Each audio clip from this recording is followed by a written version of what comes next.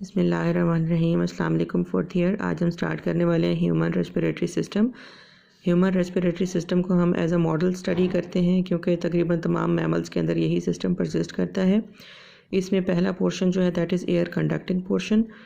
Air normally enters and leaves this system through either nasal और oral cavities. हमारे पास दो रास्ते मौजूद हैं एयर की एंट्री के लिए। आइदर दे आर नेयर्स यानी एक्सटर्नल नेज़ल ओपनिंग्स हैं, या फिर हमारे पास बकल कैविटी है जिसके थ्रू हम सांस ले सकते हैं या एयर अंदर एंटर हो सकती है।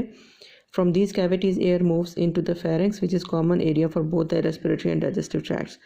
जबकि ये नेक रीजन में पहुंचती है एयर, वहाँ पे फेरेंक्स को फेस करती है, और फेरेंक्स जो है वो एक कॉमन एंट्री पॉइंट है दो सिस्टम्स के लिए। एक सिस्टम है रेस्पिरेटरी सिस्टम और दूसरा है डाइजेस्टिव सिस्टम। ये एक कॉमन पैसेज वे है और उसके बाद आकर यहाँ पे इस ट्यूब के अंदर बाइफर्केशन हो जाती है दो सिस्टम्स की तरफ। एक जो फेरेंक्स का रास्ता है ईसोफेगस की तरफ यानी डाइजेस्टिव सिस्टम में डाइवर्ट करता है, और दूसरा रास्ता ट्रेकिया यानी एयर कंडक्टिंग पोर्शन के अंदर चला जाता है। The pharynx connects with the larynx और voice box and with the oesophagus that leads to the stomach. अब यहाँ पे जहाँ पे इनका बाइफर्केशन पॉइंट है, जहाँ पे दो रास्तों में डाइवर्ट हो जाता है, उस रास्ते में देखा जाए तो फेरेंक्स में जहाँ पे वेंट पाइप की स्टार्ट है वहाँ पे लैरिंक्स मौजूद है, लैरिंक्स यानी वॉइस बॉक्स जिसको हम कहते हैं, जबकि उसकी दूसरी साइड पे ईसोफेगस जो है वो उसके तरफ रास्ता जाता है। The epiglottis is the flap of cartilage that allows air to enter the trachea during breathing. अब इसमें हमारे पास एक समझिए कि डिफेंसिव मैन्योर मौजूद है। यहाँ पे एपिग्लॉटिस के नाम से अल्लाह ताला ने जो है वो एक फ्लैप कार्टिलेजिनस एक कवर दे दिया है ट्रेकिया को, जो कि इसके ऊपर एक कवर की या ढक्कन की सूरत में मौजूद रहता है। जब भी कोई फूड या लिक्विड पार्टिकल्स हमारी बॉडी में जाते हैं हम उसको एनगल्फ करते हैं और हम चाहते हैं कि ये सीधे हमारे फूड पाइप के अंदर जाएं या डाइजेस्टिव सिस्टम में जाएं, तो उस टाइम पे एपिग्लॉटिस जो है वो ट्रेकिया को कवर कर लेता है और सीधा हो जाता है और वेंट पाइप को क्लोज कर देता है, ताकि उसको जो है उस दौरान में ब्रीदिंग इंटरप्ट हो जाती है। जब भी हम कोई चीज़ एनगल्फ करते हैं या हमारी डाइजेस्टिव कैविटी के अंदर जाती है तो एपिग्लॉटिस बेसिकली वेंट पाइप को क्लोज कर देता है ताकि वो पार्टिकल्स जो हैं वो वेंट पाइप के अंदर ना जा सकें। The epiglottis is a flap of cartilage that allows the air to enter the trachea during breathing. It covers the trachea during swallowing to prevent food or water from entering. During inhalation, air from the larynx moves into the trachea. उसके बाद जब larynx पे से गुजर जाती है air और आगे जाती है वेंट पाइप के अंदर, जिसको हम नॉर्मली ट्रेकिया का नाम देते हैं, it branches into right and left bronchus. उसके बाद आकर क्योंकि हमारे पास एक पेयर है लंग्स का राइट और लेफ्ट, इसलिए ये जो कॉमन ट्रेकिया है ये आगे आकर दो ब्रांचेस में डिवाइड हो जाता है दैट आर कॉल्ड ब्रोंकस और bronchi. After each bronchus enters the lungs it branches into smaller tubes called the bronchioles. आगे जाकर फिर इसका ब्रांचिंग नेटवर्क जो है वो शुरू हो जाता है मज़ीद छोटे ब्रांचेस में that are called bronchioles. Then even smaller tubes called the terminal bronchioles. और उसके बाद अल्टीमेटली बहुत बारीक बारीक नालियाँ इनकी डिवाइड हो जाती हैं that are called terminal bronchioles. Finally, the respiratory bronchioles, which are the part of gas exchange portion of the respiratory system.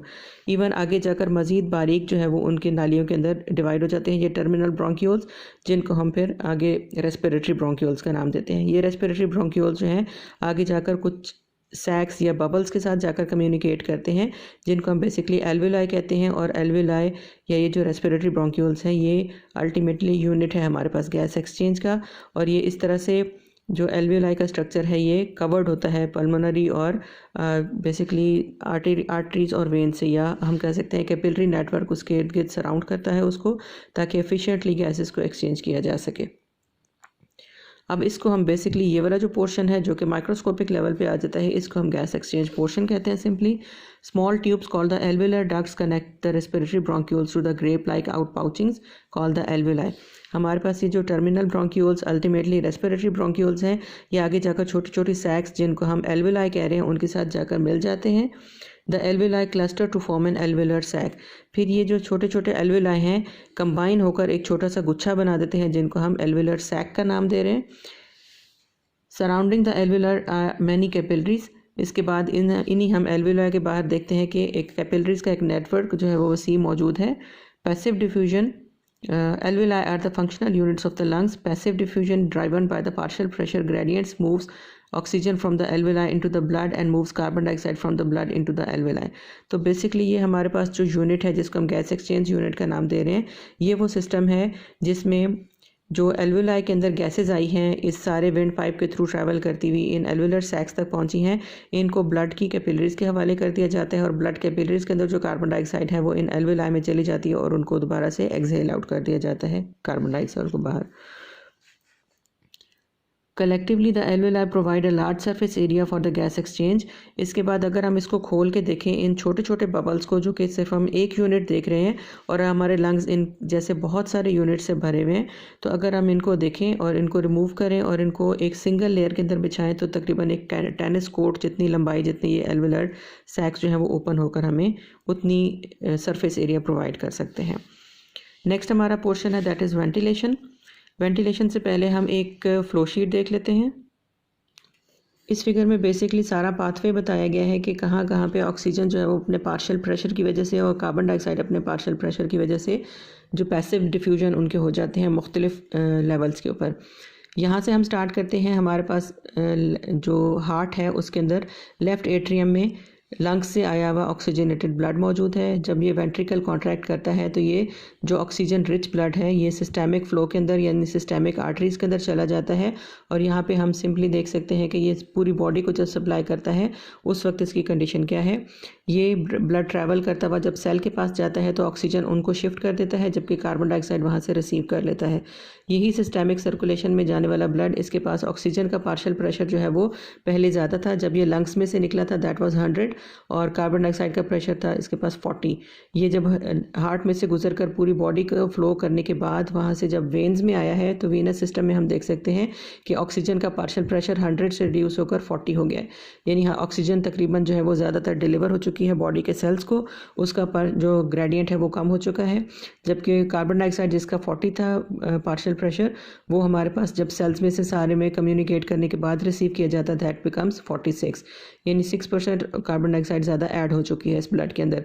अब ये ब्लड ट्रैवल करता हुआ जो है वो राइट एट्रियम में आता है, यानी वीनस सिस्टम जहाँ पे ड्रॉप करता है अपना ब्लड हार्ट के राइट साइड पे, वहाँ से फिर ये पल्मोनरी सर्किट के अंदर जाएगा और पल्मोनरी सर्किट जाता है channel towards the lungs, towards the alveoli to gain oxygen and to deliver the carbon dioxide.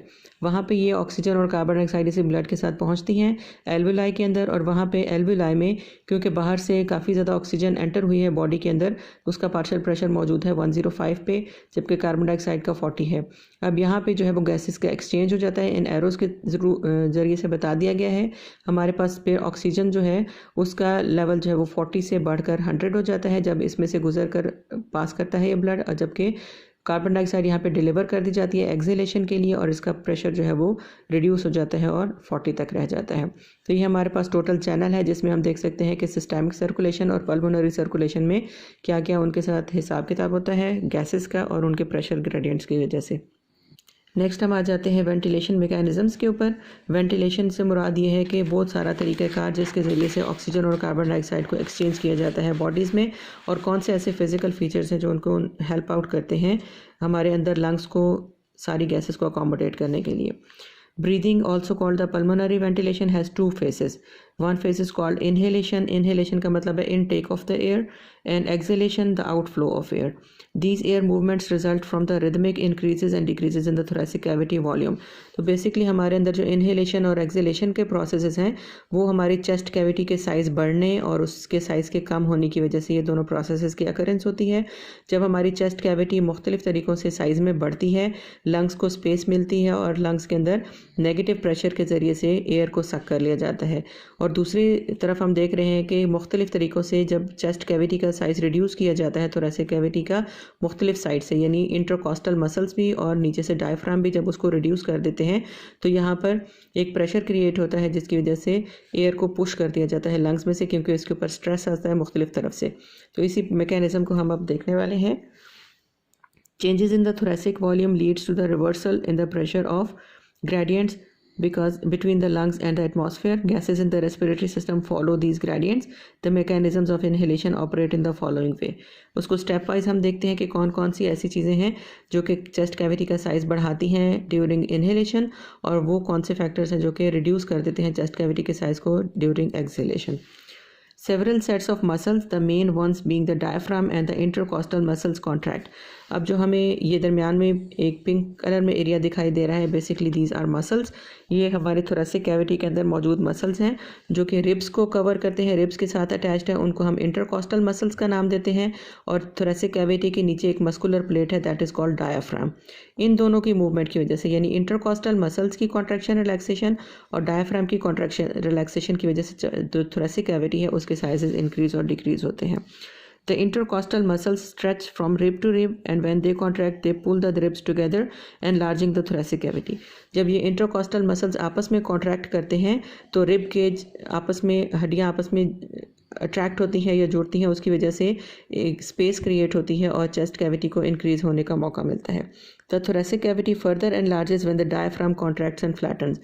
ये जो डायफ्राम है इसको कॉन्ट्रैक्ट किया जाता है तो ये फ्लैट हो जाता है, यानी ऊपर की तरफ मूव कर जाता है। जैसे हम इस फिगर में भी ऑब्जर्व कर सकते हैं कि चेस्ट कैविटी के अंदर जब डायफ्राम अपनी पोजीशन जो है वो नीचे ले आता है तो फ्लैटन शेप हम उसको कह सकते हैं। और दूसरी फिगर में हम देख सकते हैं कि ये शॉर्टन होकर दोबारा अपनी जगह पे वापस आ जाता है, तो इसकी वजह से एक धक्का मिलता है जो कि थोरेसिक कैविटी के साइज़ को रिड्यूस कर देता है। दोनों में कंपेयर कर सकते हैं हम। इस फिगर में थोरेसिक कैविटी का साइज़ जो है वो इंक्रीज्ड है due to downward movement of the diaphragm. तो इसमें डायफ्राम भी जो है वो उतना ही इक्वली कंट्रीब्यूट करता है चेस्ट कैविटी के साइज़ में अकोमोडेट करने के लिए। The increase size of the thoracic cavity causes the pressure of the cavity to drop below the atmospheric pressure. जैसे ही इसमें स्पेस क्रिएट होती है थोरेसिक कैविटी का साइज़ बढ़ता है, लंग्स के पास अब मौका होता है क्योंकि उसके अंदर जो एटमॉस्फेरिक प्रेशर है वो गिर गया है, वो कम हो जाता है। प्रेशर का लेवल जैसे ही डाउन होता है तो इसके अंदर फ़ौरन ब्रीदिंग इन या टेकिंग इन का प्रोसेस स्टार्ट हो जाता है बाय नेगेटिव प्रेशर और suction. During ordinary acceleration air is expelled from the lungs in the following veg. उसके बाद उसके कंपैरिजन में हम देखें तो एक्सेलेशन आ जाती है, यानी वही सारा प्रोसेस जो इनहेलेशन में हुआ था उसको रिवर्स कर दिया जाए। इंटरकॉस्टल मसल्स रिलैक्स करेंगे तो थोरेसिक कैविटी अपनी जगह पे आगे से पीछे चली जाएगी, और जब जो डायफ्राम है वो लेस डोम लाइक से मोर डोम लाइक हो जाएगा, तो उसका मतलब है कि थोरेसिक कैविटी को यहाँ से भी प्रेशर पड़ेगा और वो साइज़ में रिड्यूस हो जाएगी। The intercostal muscles and the diaphragm relax, allowing the thoracic cavity to return to its original smaller size and increasing the pressure in the thoracic cavity. तो दोनों तरफ से इस पर जब प्रेशर पड़ता है तो thoracic cavity साइज में रिड्यूस हो जाती है। Abdominal muscles contract, pushing the abdominal organs against the diaphragm. इसके बाद यहाँ पे जो abdominal region यानी पेट के अंदर जो मुख्तलिफ स्ट्रक्चर जैसे इंटेस्टाइन है या स्टमक है या लिवर्स है, ये सारे स्ट्रक्चर्स वो भी एक तरह से पुश क्रिएट करते हैं thoracic cavity के ऊपर। The action causes the elastic lungs to contract and compress the air in the alveoli. With this compression, alveolar pressure becomes greater than the atmospheric pressure, causing air to be expelled. तो इसमें जैसे ही pressure ज़्यादा generate होता है, atmospheric pressure ज़्यादा हो जाता है इसके अंदर, तो ऑटोमेटिकली वो ज़्यादा प्रेशर से कम प्रेशर की तरफ अपने आप को मूव करेगा। एयर यहाँ से निकलकर कम प्रेशर की तरफ यानी एक्सेलेशन के रास्ते की तरफ या ट्रेकिया की तरफ मूव कर जाएगी और एक्सपेल आउट कर दी जाएगी। नेक्स्ट इससे रेलेवेंट टॉपिक हमारा है गैस ट्रांसपोर्ट का। Oxygen must be transported from the sites of environmental gas exchange to the various cells of the animal body. Various systems like trachea, cutaneous exchange, gills और lungs help accomplish this transport.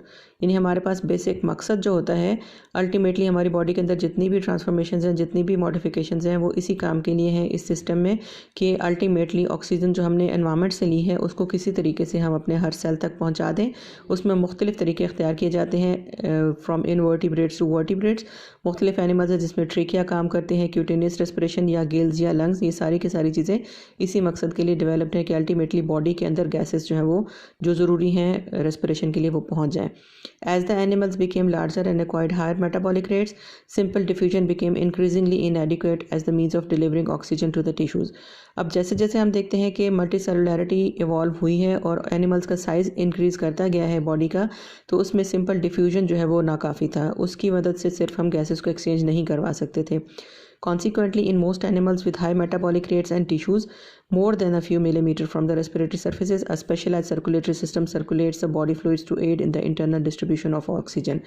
इसके बाद हम ये देखते हैं कि ना सिर्फ गैसेस के एक्सचेंज के लिए हमें कोई ख़ास पर्टिकुलर ऑर्गन्स चाहिए हैं, बल्कि उसको डिलीवर करने के लिए भी, यानी जैसे हम देखते हैं कि हमने बाहर से टेक इन किया एयर को और अपने लंग्स तक ले गए, ये तो हमारे पास ब्रीदिंग का एक मैकेनिज्म है। लेकिन फिर उसके आगे भी मज़ीद हमें एक सिस्टम चाहिए, एक हाईली एलेबोरेट सिस्टम जिसको हम ब्लड वेस्कुलर सिस्टम कहते हैं, जो लंग्स में से ऑक्सीजन को कैरी करे और फिर हर सेल तक भी पहुँचा दे। तो ना सिर्फ हमें वेंटिलेशन के लिए एक मैकेनिज्म चाहिए था जो कि गिल्स हैं या लंग्स हैं या ट्रेकिया है या मुख्तलिफ एडाप्टेशंस हैं, बल्कि उसके साथ साथ एक वसी हमें नेटवर्क चाहिए ब्लड वेसल्स का, जो कि कैरी करके उसको ब्लड तक भी हर सेल तक ट्रांसपोर्ट कर दें। In general more active animals have an increase demand of oxygen, however simply creating a convection of the water based body fluids does not in itself guarantee the internal transport of sufficient oxygen to meet this increased demand। तो हमारे पास अगर तो animal का size छोटा है तब तो ये सिस्टम काम कर सकता है कि सिंपली बाहर से टेकन किया है गैसेस को, फ्लूइड के अंदर आकर डिज़ोल्व हो गई हैं और बॉडी के अंदर ट्रांसपोर्ट हो गई हैं।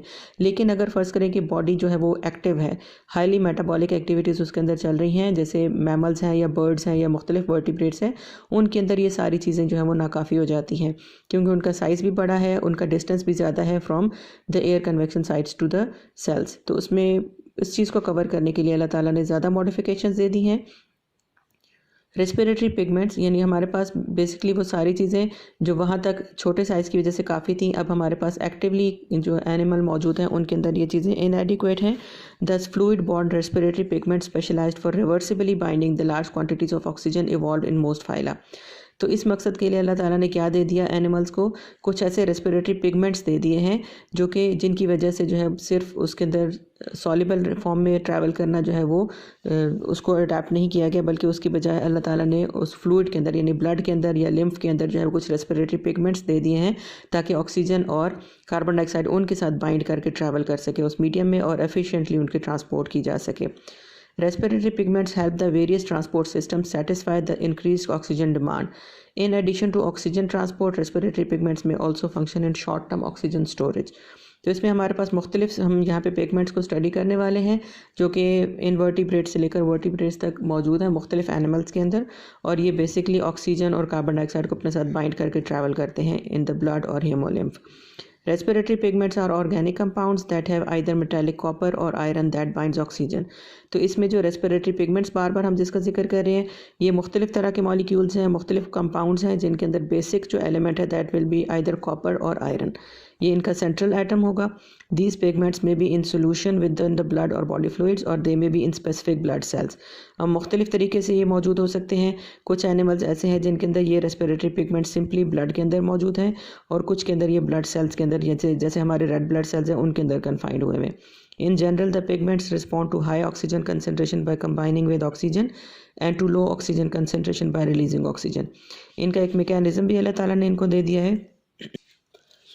तो रेस्पिरेटरी मैकेनिज्म जो है इनका बेसिकली ऑक्सीजन और कार्बन डाइऑक्साइड को कैरी करने का और उनको रिलीज़ करने का ये है कि जैसे ही हाई कंसंट्रेशन होती है किसी मीडियम में ऑक्सीजन की, तो ऑटोमेटिकली जो है ये पिगमेंट्स उसको अपने साथ बाइंड कर लेते हैं, और वो एनवायरनमेंट जिसके अंदर ऑक्सीजन की कंसंट्रेशन कम होती है वहाँ पे ये उसको रिलीज़ कर देते हैं।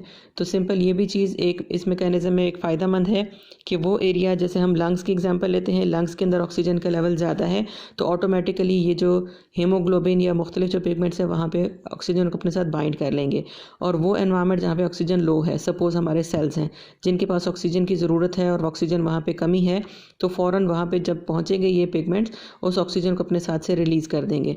The four most common respiratory pigments are haemoglobin, haemocyanin, haemerythrin and chlorocruorin. इनको हम फर्दर देखते हैं इन पिगमेंट्स को कि किन एनिमल्स के अंदर ये उनकी कॉम्पोजिशन कर रहे हैं एलिमेंट्स के रेस्पिरेटरी पिगमेंट्स के तौर पर और इनके स्ट्रक्चर्स क्या हैं। Haemoglobin is a reddish pigment that contains iron as a oxygen binding metal. In haemoglobin जो है वो एक जैसे हमारे रेड ब्लड सेल्स की कॉम्पोजिशन रेड कलर उसको देता है बेसिकली हीमोग्लोबिन, और इसके अंदर आयरन जो है वो बेसिक इसका एलिमेंट है। It is the most common respiratory pigment in animals, being found in a variety of invertebrates like protozoa, platyhelminthes, nemerteans, nematodes, annelids, crustaceans, some insects and mollusca, and with the exception of a few fish in all vertebrates। यानी haemoglobin जो है बहुत wide variety के अंदर, और आप कह सकते हैं सबसे कॉमन जो है वो रेस्पिरेटरी पिगमेंट्स है जो बहुत सी वैरायटी के ऑर्गेनिज्म में, इनवर्टिब्रेट्स में भी बहुत से एनिमल्स हैं और कुछ फिश को छोड़कर सारे ही वर्टिब्रेट्स के अंदर ये वाला पिगमेंट एग्जिस्ट करता है। The wide distribution suggest that the haemoglobin evolve very early in the history of animal life. Haemoglobin may be carried within the red blood cells, erythrocytes और simply dissolve in the blood और the coelomic fluid. दो सूरतों में exist कर सकता है haemoglobin, जैसे हम हैं, हमारे अंदर ब्लड सेल्स हैं, रेड ब्लड सेल्स, उनके अंदर ये कन्फाइंड रहता है, और कुछ ऐसे एनिमल्स हैं जिनमें ये सिंपली ब्लड या सेलोमिक फ्लूइड के अंदर डिजॉल्व फॉर्म में भी एग्जिस्ट कर सकता है। Second pigment is hemocyanin. It is the most commonly occurring respiratory pigment in mollusca and certain crustaceans. यानी invertebrates के अंदर commonly ये पाया जाता है, arthropoda के अंदर या mollusca के अंदर। Hemocyanin contains metallic copper as a basic element. It has a bluish color when oxygenated and always occurs dissolved in the hemolymph. इसके अंदर क्योंकि नाम इसका जाहिर है हेमोसाइनिन यानी ब्लूइश इसकी जो अपीयरेंस है जब ये ऑक्सीजनेटेड फॉर्म में आता है, and always occur dissolve in the haemolymph. Unlike most hemoglobin, hemocyanin tends to release the oxygen easily and to provide a ready source of oxygen to the tissues as long as concentration of oxygen in the environment are relatively high. तो ये haemoglobin के मुकाबले में आप कह सकते हैं थोड़ा सा ज़्यादा एफिशिएंट है।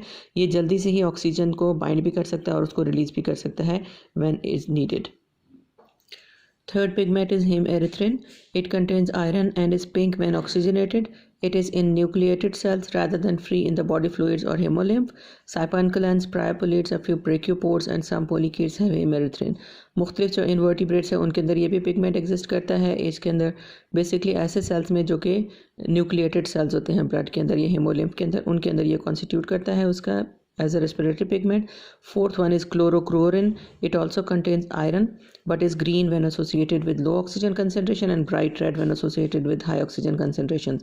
Chlorochlorine occurs in several families of polychaete worms. तो ये फोर्थ पिगमेंट भी अमूमन जो हमें मिलता है इन्वर्टिब्रेट्स की कैटेगरीज में, एनालाइड वर्म्स के अंदर मिलता है, और इसमें भी इसकी एसोसिएशन बताई गई है ऑक्सीजन के कम कंसनट्रेशंस के अंदर ग्रीन कलर की अपीयरेंस और bright red when associated with high concentrations. अब हम देखते हैं कि इनके अंदर मैकेनिज्म बेसिकली क्या होता है। ऑक्सीजन के अटैचमेंट विद द पिगमेंट्स और कार्बन डाइऑक्साइड के साथ भी अटैच हो सकते हैं। Respiratory pigments raise the oxygen carrying capacity of body fluids far above what simple transport in a dissolve state would achieve.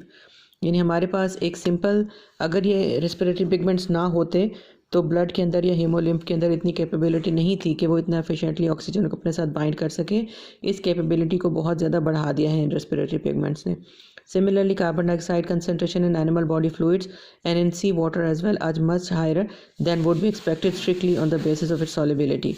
तो इसमें कार्बन डाइऑक्साइड के लिए भी ये उतनी ही कारआमद है, उसको भी कैरी करते हैं अपने साथ बाइंड करके और उसको भी एक्सेल करने में हेल्प आउट करते हैं। The reason for this increase transport is that in addition to being transported bound to hemoglobin and in dissolved state, most carbon dioxide is transported in the form of carbonic acid and bicarbonate ion in a series of reversible reactions. इसमें हमारे पास ना सिर्फ carbon dioxide की जो transport है उसको ना सिर्फ ये हेल्प आउट करते हैं ये वाले पिगमेंट्स यानी हीमोग्लोबिन के साथ, बल्कि मुख्तलिफ तरीके से ये इसकी ट्रांसफॉर्मेशन, इसके मुख्तलिफ कंपाउंड्स भी पाए जाते हैं कार्बन डाइऑक्साइड के, यानी मुख्तलिफ सूरतों में ये एग्जिस्ट कर सकती है और ब्लड के अंदर ट्रैवल कर सकती है।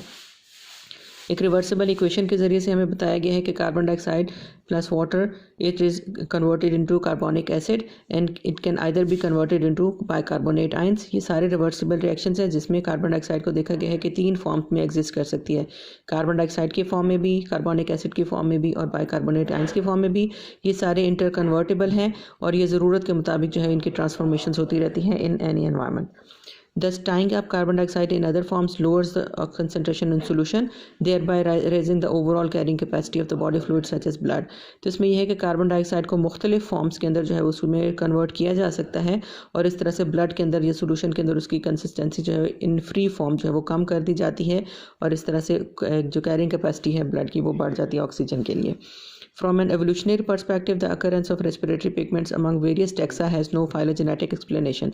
यानी हमने अब तक जो 4 हीमोग्लोबिन, हेमोसाइनिन, हेमेरिथ्रिन और क्लोरोक्लोरिन पढ़े हैं, इनके अंदर फाइलोजेनेटिकली देखा जाए या एवोल्यूशनरी देखा जाए तो इनके अंदर कोई ऐसा लिंक नहीं मिलता कि पता चले कि पहले और उसके बाद दूसरा, फिर तीसरा, फिर चौथा कोई लाइन में इवॉल्व हुआ है, बल्कि इनके अंदर एक आप कह सकते हैं कि इनके अंदर एक से ज़्यादा जो है वो लाइन ऑफ एवोल्यूशन जो हो सकती हैं।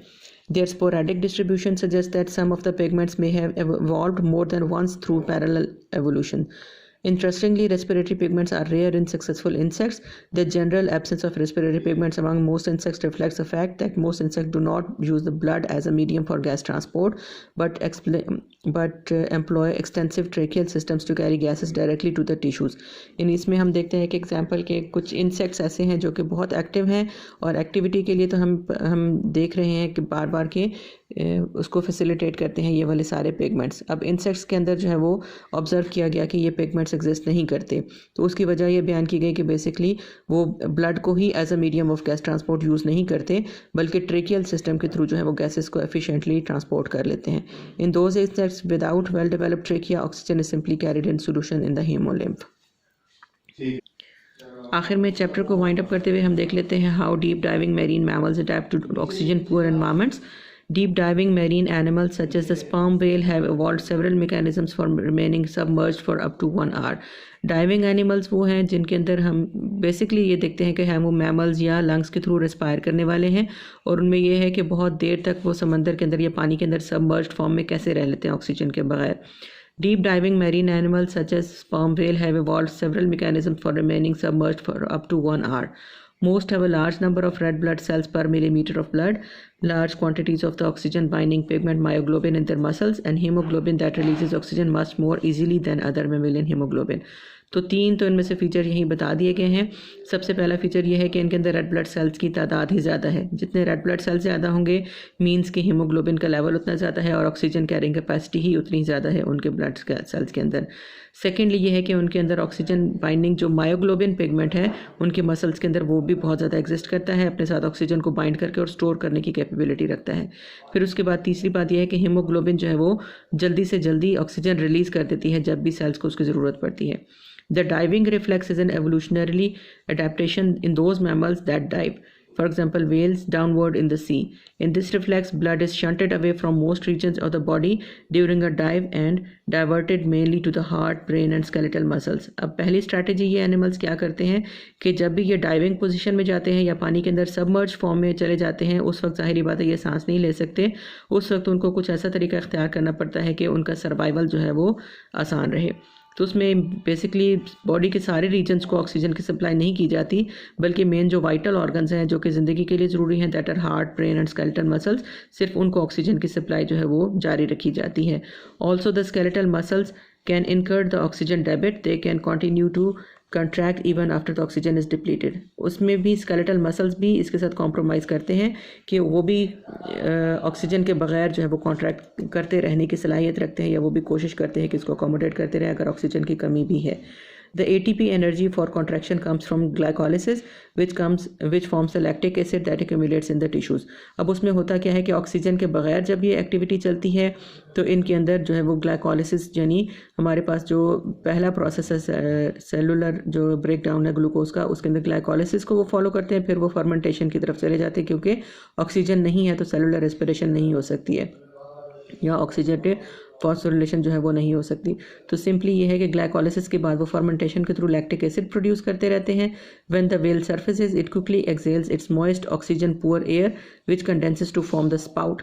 अब जैसे ही ये पानी से काफ़ी देर रहने के बाद पानी के अंदर बाहर आती हैं और एकदम आने के बाद ये एक स्पाउट की शक्ल में, एक फवारे की शक्ल में जो है वो पानी बाहर की तरफ फेंकती हैं, जिसके अंदर जो है ऑक्सीजन पुअर एयर मौजूद होती है और ये स्पाउट की फॉर्म में कंडेंस होकर बेसिकली इस वजह से आ जाती है।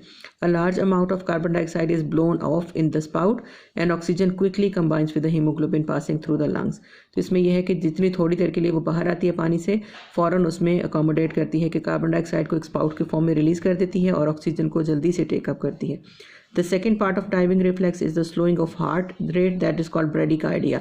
सेकेंड स्ट्रैटेजी इनकी ये है कि डाइविंग के दौरान में ये अपने हार्ट रेट को, हार्ट बीट को कम कर लेती हैं, that is called bradycardia. This slowing is an adaptation to ensure less rapid depletion of oxygen until the whale can return to the air for more oxygen.